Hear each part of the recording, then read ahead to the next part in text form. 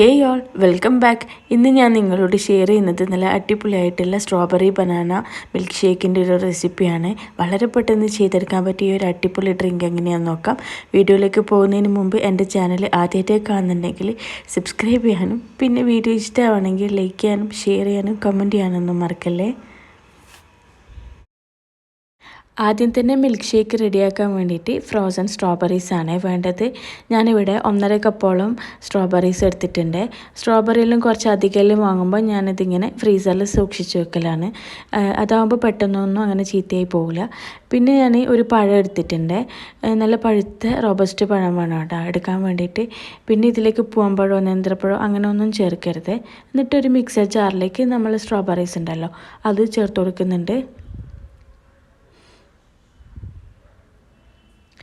ഇനി ഇതിലേക്ക് നമ്മൾ നേരത്തെ എടുത്ത് വെച്ച പഴം ഉണ്ടല്ലോ അത് ചെറുതായിട്ടൊന്ന് കട്ട് ചെയ്തിട്ട് ഇട്ട് കൊടുക്കുന്നുണ്ട്. പഴം എടുക്കുമ്പോൾ ഇപ്പോൾ നല്ല പഴുത്ത പഴം വേണം കേട്ടോ എടുക്കാൻ. അല്ലെങ്കിൽ ചെറിയൊരു പഴുപ്പ് എത്തിയിട്ടില്ലെങ്കിൽ ഷേക്കിൻ്റെ ഒരു ഫ്ലേവറേ മാറിപ്പോവും. അതുകൊണ്ടാണ്. ഇനി ഇതിലേക്ക് പാലാണ് കേട്ടോ വേണ്ടത്. ഞാൻ 2 കപ്പോളം പാലെടുത്തിട്ടുണ്ട്. നല്ല തണുപ്പിച്ചെടുത്ത പാലാണ് കേട്ടോ. എന്നിട്ട് പാലും കൂടെ ചേർത്ത് കൊടുക്കാം. ഞാനിത് 2 ആൾക്ക് കുടിക്കാനുള്ള ഒരു ക്വാണ്ടിറ്റിയാണ്. 2 വലിയ ഗ്ലാസ്സുള്ളൊരു ക്വാണ്ടിറ്റിയാണ് റെഡിയാക്കുന്നത്. ഇനി ഇതിലേക്ക് 2 സ്കൂപ്പോളം ഐസ്ക്രീം ചേർത്ത് കൊടുക്കാം.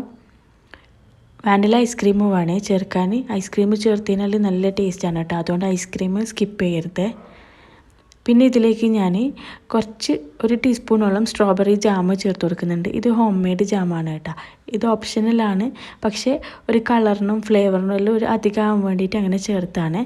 പിന്നെ ഇതിലേക്ക് മധുരത്തിന് ആവശ്യമുള്ളത്ര പഞ്ചസാര ചേർത്ത് കൊടുക്കാം.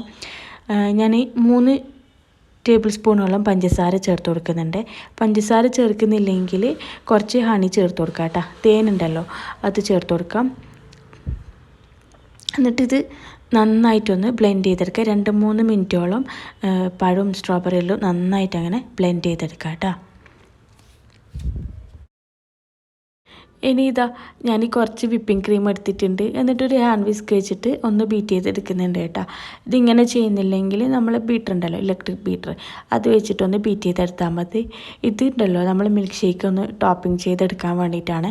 ഒന്നുകിൽ വിപ്പിംഗ് ക്രീം യൂസ് ചെയ്തിട്ട് ടോപ്പിംഗ് ചെയ്യാം, അല്ലെങ്കിൽ കഴിക്കുന്ന സമയത്ത് വാനില ഐസ്ക്രീം അങ്ങനെ സ്കൂപ്പ് അങ്ങനെ വെച്ച് കൊടുക്കാം. ഏതായാലും രണ്ടും നല്ല അടിപൊളി ടേസ്റ്റാണ് കേട്ടോ. എനിക്ക് ഏറ്റവും ഇഷ്ടം ഇതുപോലെ വിപ്പിംഗ് ക്രീം വെച്ചിട്ടുള്ള ടോപ്പിങ്സ് ആണ് കേട്ടോ. പിന്നെ നമ്മളെ വിപ്പിംഗ് ക്രീം നല്ല മധുരം ഉണ്ടായതുകൊണ്ട് തന്നെ ഓൾറെഡി നല്ല മധുരം ഉള്ളതുകൊണ്ട് തന്നെ ഇതിലേക്ക് വേറെ പഞ്ചസാരയോ മിൽക്ക് മെയ്ഡോ ഒന്നും ചേർത്തിട്ടില്ലേ. ഇനി ഇത് നന്നായിട്ടൊന്ന് നല്ല സ്റ്റിഫായിട്ടൊന്ന് ബീറ്റ് ചെയ്തെടുക്കാം കേട്ടോ. നമ്മളെ മിൽക്ക് ഷേക്ക് റെഡി ആയിട്ടുണ്ട്. നല്ല 3-4 മിനിറ്റോളം ഞാൻ അടിച്ചെടുത്തിട്ടുണ്ട്. ഇനി ഇത് നമുക്ക് ഗ്ലാസ്സിലേക്ക് സെർവ് ചെയ്യാം കേട്ടോ. നമ്മളിപ്പോൾ മിൽക്ക് ഷേക്ക് റെഡിയാക്കുന്ന സമയത്ത് വേണമെങ്കിൽ കട്ടപ്പാൽ യൂസ് ചെയ്യാം കേട്ടോ. പാലങ്ങനെ ഫ്രീസറിൽ വെച്ചിട്ട് ഐസാക്കി എടുക്കില്ലേ അത് യൂസ് ചെയ്യാം. അല്ലെങ്കിൽ ഇങ്ങനെ തണുപ്പിച്ചെടുത്ത പാൽ യൂസ് ചെയ്യാം. അങ്ങനെ ആകുമ്പോൾ കട്ടപ്പാൽ എടുത്തു കഴിഞ്ഞാൽ കുറച്ചും കൂടെ തിക്കായിട്ട് വരുവേ ഷേക്ക്.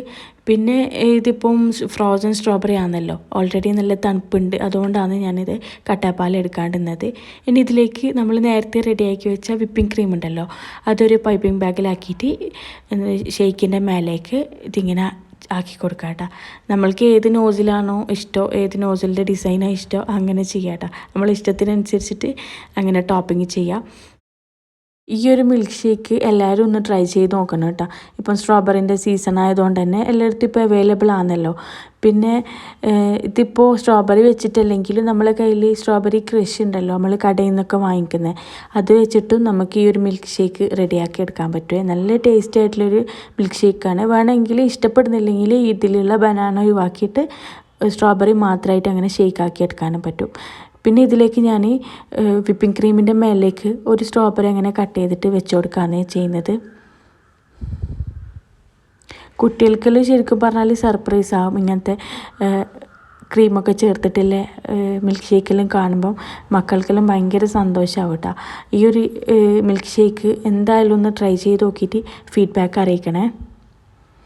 പിന്നെ എൻ്റെ വീഡിയോ ഇഷ്ടപ്പെട്ടെന്ന് വിചാരിക്കുന്നുണ്ട്. ഇഷ്ടപ്പെട്ടിട്ടുണ്ടെങ്കിൽ ലൈക്ക് ചെയ്യാനും ഷെയർ ചെയ്യാനും കമൻറ്റ് ചെയ്യാനൊന്നും മറക്കല്ലേ. ഇൻഷാ അല്ലാ ഇനിയും നല്ല നല്ല റെസിപ്പീസും വീഡിയോസായിട്ടെല്ലാം വരുന്നവരേക്കും സീ യു ഓൾ.